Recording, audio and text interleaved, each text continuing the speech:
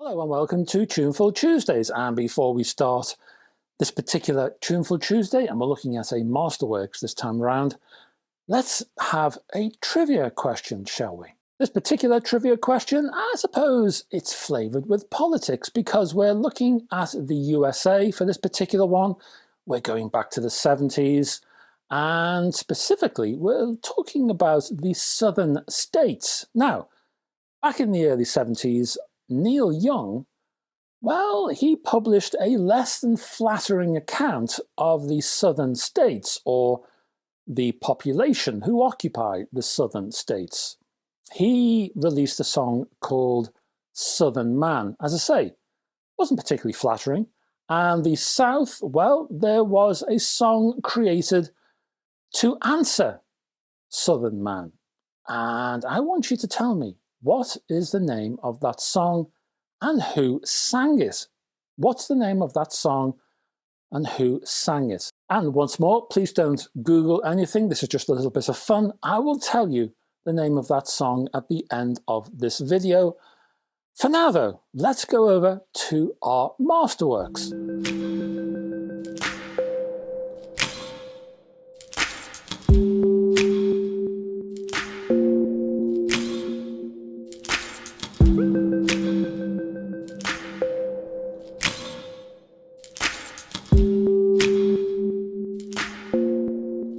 For this Masterworks, well, if you follow this channel and you followed some of the reviews I've done, you may have taken note of one of my test albums on CD, the one I have anyway, by a UK band called Design. And the debut album, as is often the case with debut albums, was self-titled. So, Design by Design. The label who released this particular CD is called Vacancy. And that's the subject of this Masterworks. Now, before we get into this one, a bit of explanation is required, I think.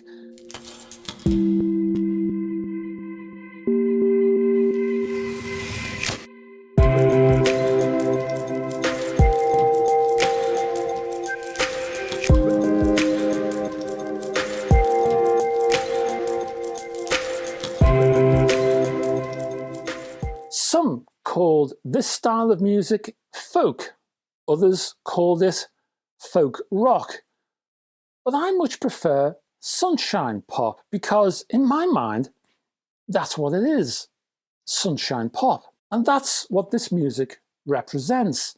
Sunshine pop was highlighted and popularized during the mid-60s and tended to represent a more mainstream and acceptable face of the hippie movement, the softer edge of the teenage revolution, the cuddly side of the change that's gonna come. It was generally seen as a sort of Californian creation and extracted the dangerous and drug-infused from the presentation and the lyrical content, but it did include a psychedelic suite of structures. It was also incredibly safe. It was palatable for your granny, and it allowed it to be viewed on the family TV on a Sunday evening. Sunshine pop would cross over into many areas and touch upon legendary creators. Anyone from Brian Wilson-induced creations and The Association, to Harper's Bazaar, to the Turtles, and even the Mamas and the Papas, as well as cultish elements such as Sagittarius and the band called Millennium.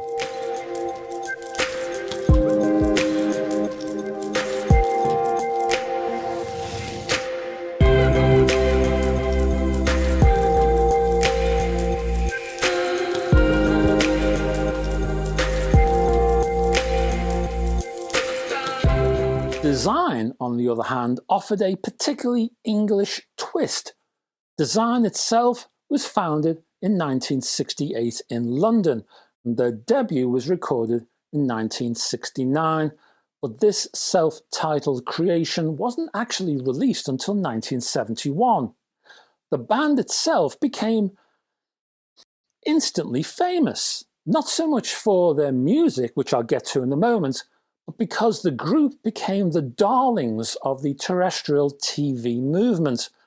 Design found themselves as guests on mainstream television entertainment. I'm talking about the Tommy Cooper show. I'm talking about the Morecambe and Wise show, the Two Ronnies, TV programs like that.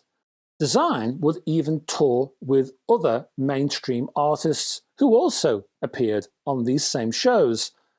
Gilbert O'Sullivan, a much underrated artist in his own right, I must add, was one of those artists. Now, Design as a group would later disband in 1976. Now, this album is, as you might have already guessed, is a masterwork as far as I'm concerned. Sure, it might be a cult classic, but it's a classic nevertheless.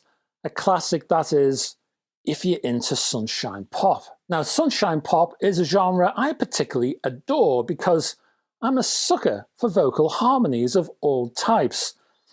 It's an attachment which has led me down many an unfashionable pathway, I can tell you. What I find interesting about Design is their connection to the BBC. Band member Tony Smith worked in the BBC's gramophone library. John Mulcahy Smith worked at the BBC during the day and played in a rock band in the evening. Gabrielle Field worked at BBC's Bush House, and the other members mixed work with Decca, advertising, and of all things, quantity surveying. The nascent band would all rehearse in a flat situated right next to the BBC. They were also very lucky to be able to grab studio time in Lansdowne Studios when the studio itself wasn't booked, which is mainly early mornings and weekends. This is where they recorded their first demo. It's also where the group refined their harmonies and honed their skills as a group. In October 1969, the group made their radio debut on the BBC's Night Ride radio programme In Session.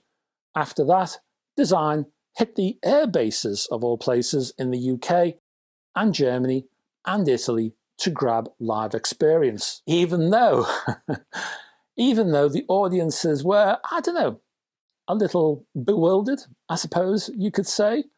In fact, the group member, a guy named Jeff Matthews, he said, and I quote, "Never in the field of popular music was there such a gulf between what the GIs expected and what we doggedly, despairingly gave them. Whose idea was this?"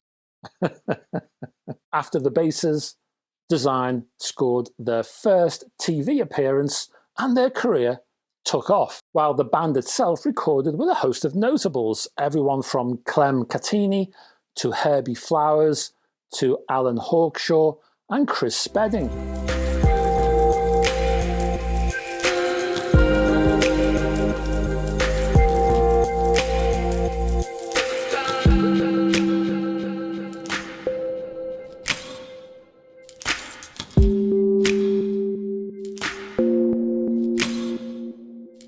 Now, this music may have been dismissed by rock fans, I'm sure it still is, and many pop fans too, and just about everyone else, except your granny perhaps, and me. Yet this album combines beautiful harmonies with simple yet effective melodies that roll by like the wind across a field of bending grass.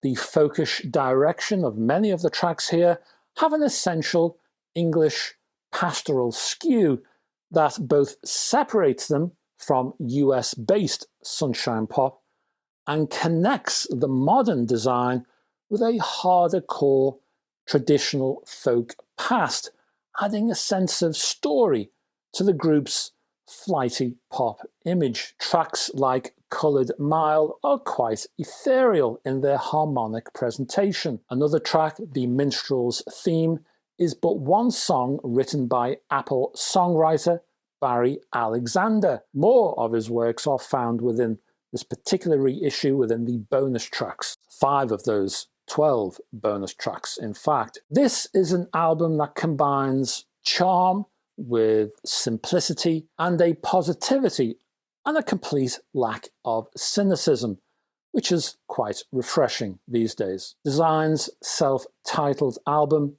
well, I see it as a gem.